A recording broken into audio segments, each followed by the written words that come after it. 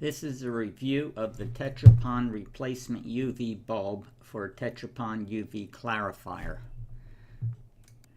It's around $10 per bulb on Amazon. You can see the old bulb on the left, the new one on the right. They look exactly the same. This is when you open your filter to be able to replace the bulb, the inside of the filter.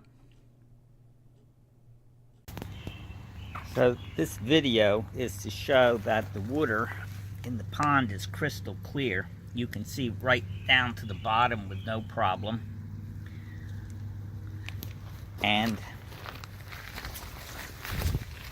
let me move over. Jumping frogs all over the place. Here is the Tetrapond UV Clarifier. And the pump pumps the water into the filter, and then from the filter or the UV clarifier it goes to my homemade do-it-yourself pond filter and then back into the pond.